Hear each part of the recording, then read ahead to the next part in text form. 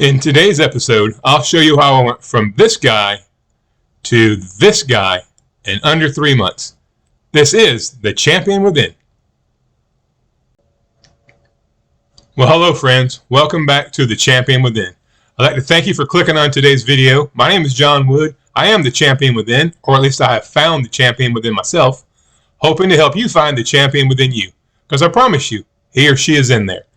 So today I'm going to talk a little bit about how I got to such a terrible state of health, what kind of led me down a really dark path of health and mental health that eventually left me unemployed, broke, and broken, and how the carnivore diet has turned all of that around and then some. So my story begins, my father was in the military. He's from Michigan originally. My mom was from Georgia. My dad was stationed at Fort Gordon in Augusta, Georgia.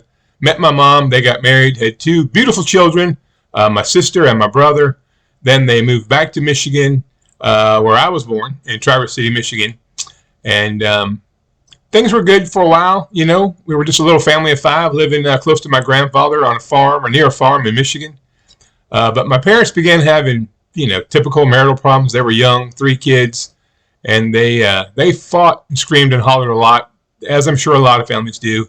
And it was kind of stressful in the house. Well, after my grandfather passed away, we moved from Michigan back to Georgia to be closer to my mom's family. And the arguing and the fighting and the stress and the chaos continued. My parents divorced. My mom remarried very quickly to my first stepdad, who was a wonderful, beautiful man as long as he was sober. But when he started drinking, the monster came out. So there's just a lot of chaos in my house. I had an older brother, older sister, and I'm not sure how they dealt with, some of the trauma that all that brought about. But for me, it was chocolate chip cookies, Oreos, just anything sweet.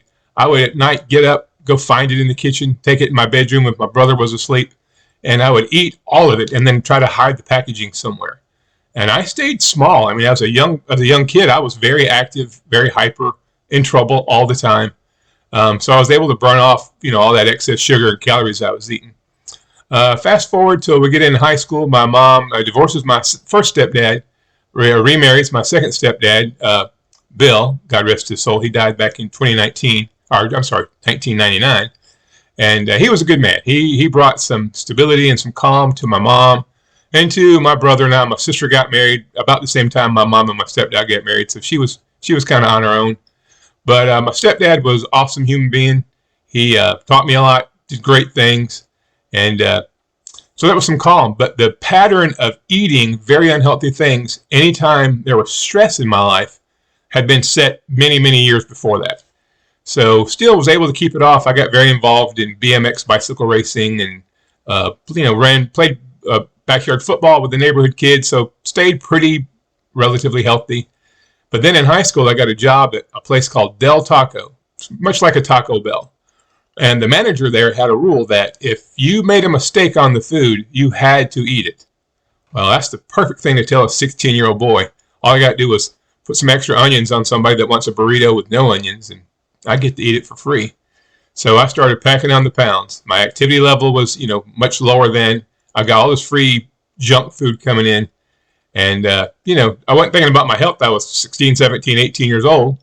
Then a friend of mine introduced me to something called the Chinese food buffet, where I could eat all I wanted to for $3.50. Yes, that's what it cost back then, $3.50. And so I went to the Chinese buffet essentially every day. I could eat really cheap. I didn't have to cook, no dishes. I could pack my belly full of some of the most unhealthy stuff imaginable. So my weight continued to gain. And then in my 20s, I was married for a short period of time to my first wife, divorced after just a couple of years. A huge mistake, got married young, didn't know what love was or what it wasn't. Then I met my second wife, the most beautiful human being on planet Earth to me. And we're still married now, 30 years later. But unhealthy, and she was pretty healthy. And we had 3 kids. She had 3 kids, and then we had a child together. So we had 4 kids. And kids were involved in sports and after-school activities, and there was a McDonald's right around the corner from where we lived. So a lot of our meals came from that McDonald's. It was just convenience. My wife worked full-time. I worked full-time. I worked a part-time job. We had 4 children, a baby, t-ball, softball, baseball, and we just, whatever we could do relatively quick, easy, and inexpensive, that's what we did.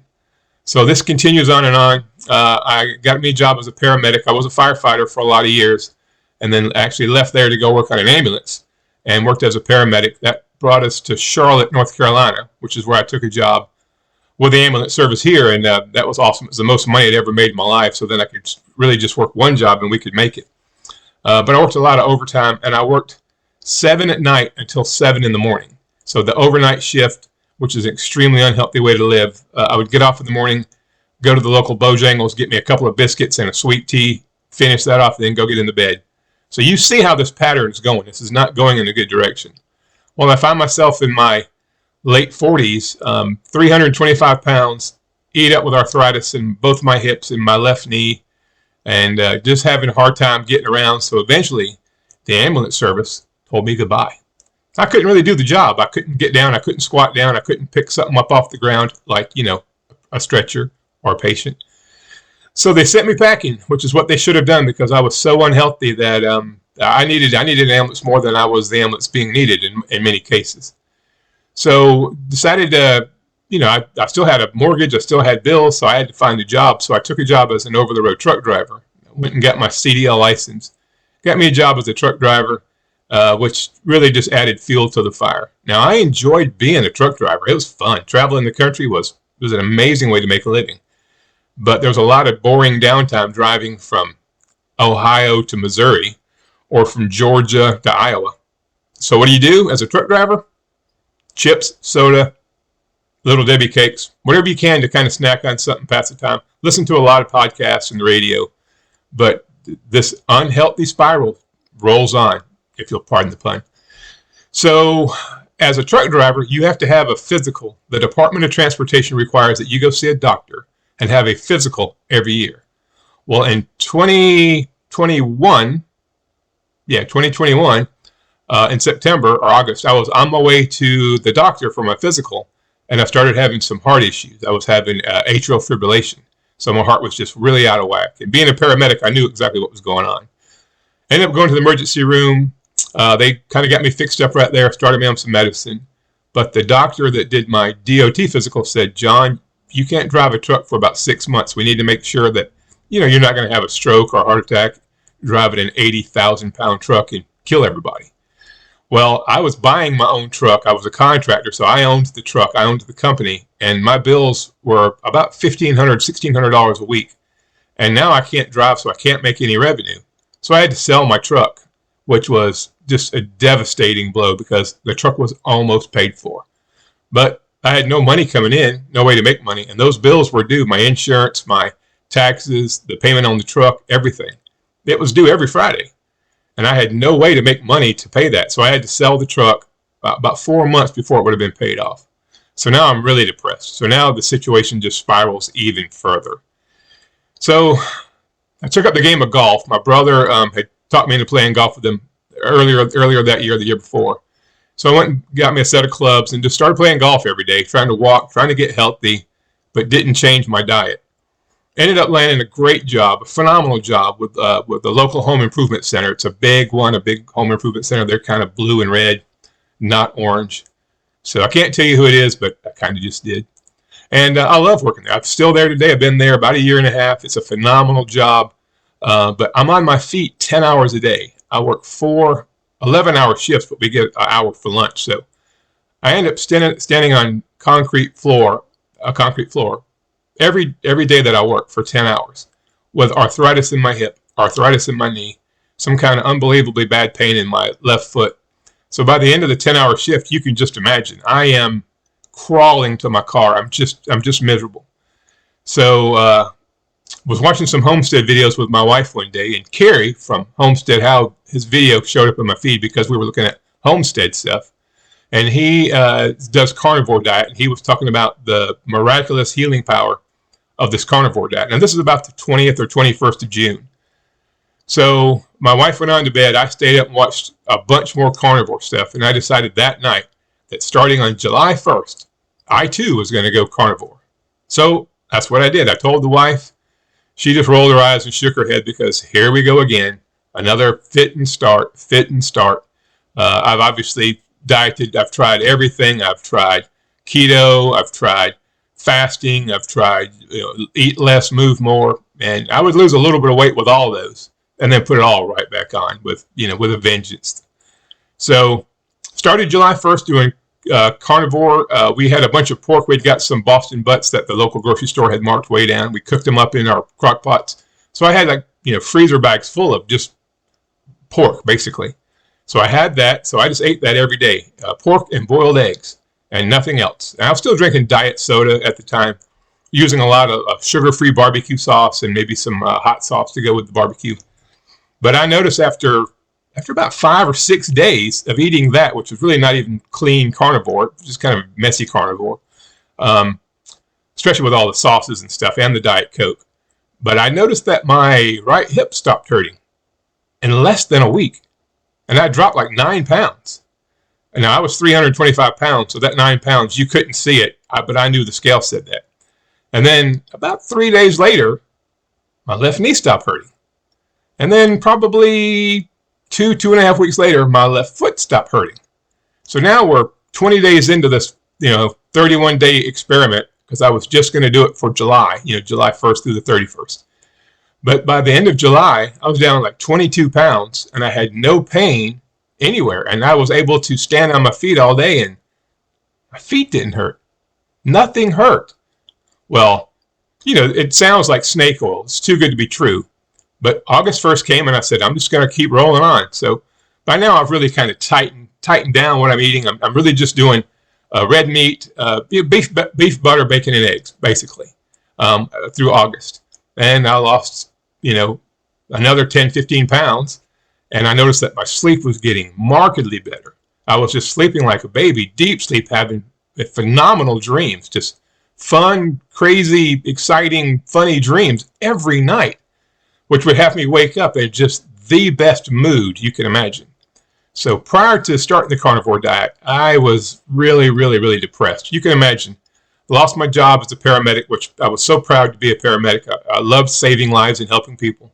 Start my own trucking company and then have a heart attack, a heart condition, and lose that. And I'm 50 years old. I'm overweight, out of shape. Nobody's going to want me. Who in the right mind would hire me?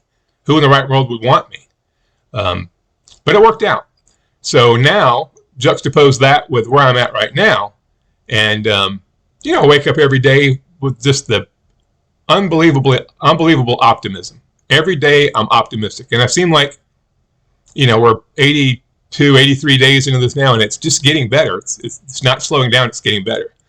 And now I'm down. Started out at 290 pounds on July 1st. And I weighed this morning. I was 243.